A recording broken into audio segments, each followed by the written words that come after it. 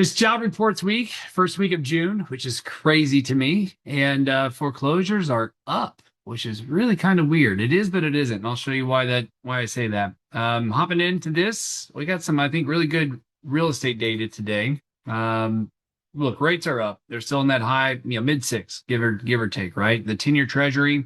So this does follow rates. We've actually had rates improve about 2 weeks ago. You can see for the most part, flat. There's not a lot of room to go up in terms of like ceilings, so that's good. But I don't see rates coming down a ton, but they might drift a little lower. So what will be a big determining factor is job reports tomorrow. Comes out the first Friday every month. But it's so inaccurate and unreliable that whether or not it's a big market move to be determined. But hopefully we see rates just drift a little lower here in the next week or two. I thought this was really interesting about just the real estate market because I saw some news reports like, oh, things are terrible. Look, median list price. If you just look at this from January of 2022, right? So these are years, 2 years in between each little vertical line.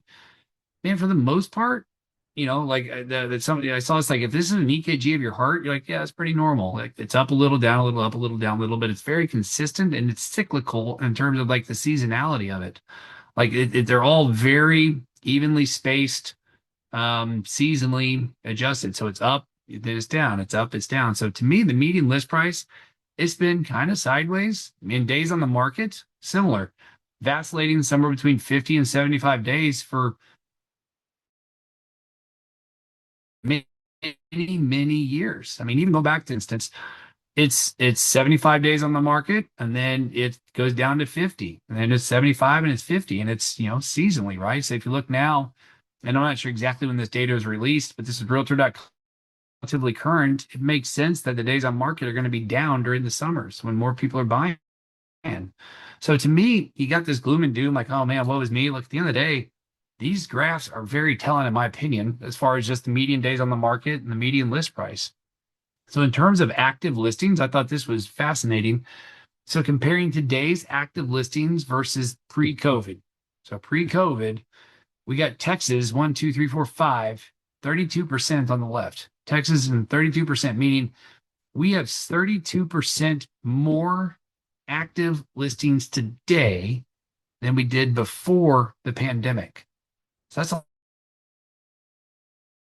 more listings. And that's why it doesn't feel so good here in North Texas, because you got, just space to build and keep building. And so you just got a lot more active listings. The good news is that helps make sure that costs stay relatively low and that affordability, as much as it can, is better than what it could be versus if you were in Connecticut.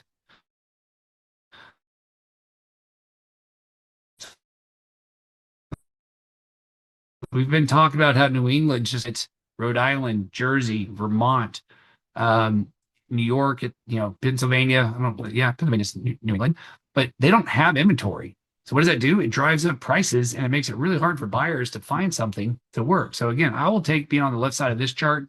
I don't love it, but the reality is I think just overall significantly better being on the left side than the right side right now. And I just thought this was incredibly good data. But here's the thing, even though our inventory is up 32%, I think in my head that's a problem.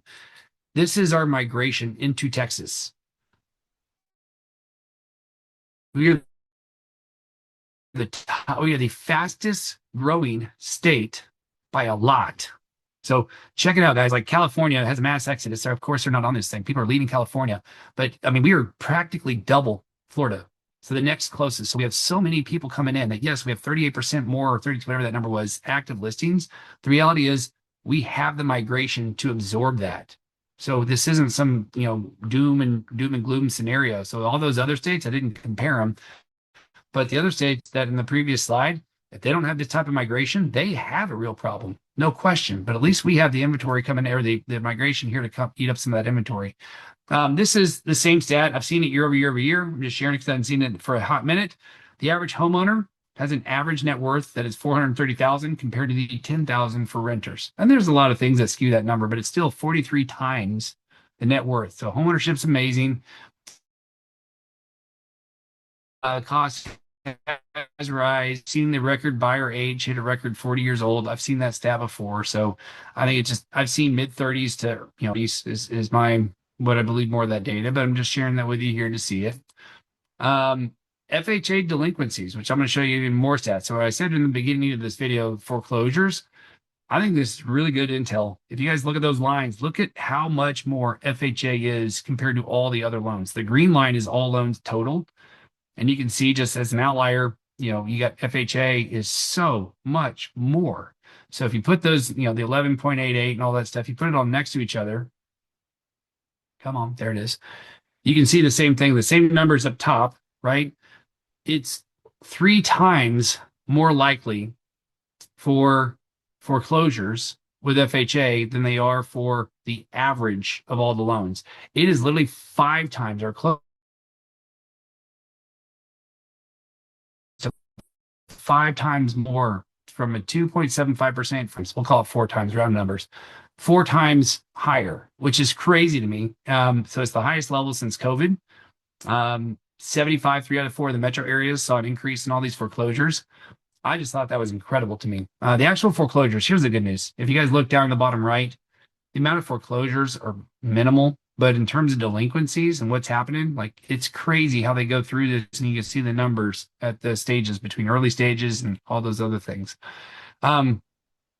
Investment loans, as you'd expect, aside from the foreclosures piece, mortgage fraud, that's kind of where we're going on this as well. The good news is, as a whole, it's down in the industry a little bit, which, if you've ever gotten a mortgage lately, you know how much paperwork we put you through.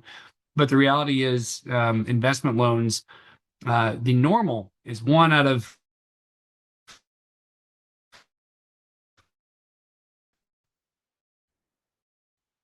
129. So that's less than 1%. Right. So one out of 129 applicants if we don't.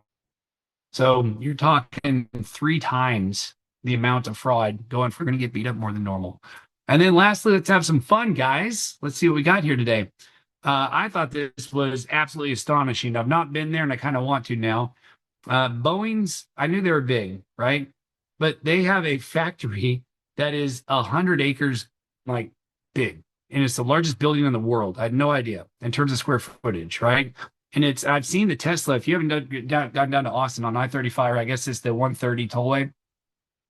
It takes you an easy minute going 75 miles an hour to go past the Tesla headquarters down there.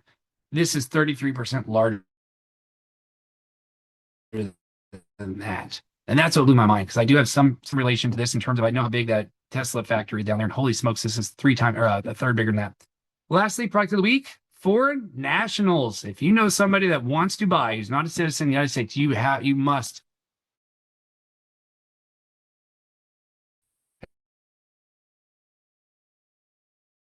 have them call it. I want you to hard push foreign national or know somebody wants to invest in real estate. They don't even have to occupy. They can buy an LLC, can be investment property. Have them call the Mortgage Mark team. Meme of the week. Love it. Hello. Is it a mortgage you're looking for? And evidence of success. So we help somebody. I don't know. I think I have an idea who this was. I didn't look up the person. I just saw the stuff. You're welcome. Self-employed people, we're really good at it. They do a ton of write-offs. We got tons and tons and tons of mortgage programs for them.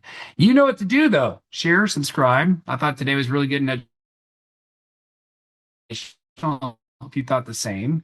And by the way, a couple of you have sent me stuff throughout the week that, hey, I want you to highlight this or talk about that or what about that. Share it. We'll let me know. We'll put it in here. So we appreciate you as always. Hope you have a great remainder of the day and the week. Job report stuff is coming out tomorrow. Don't worry about it. It's not going to be a big deal. And we'll talk to you next week.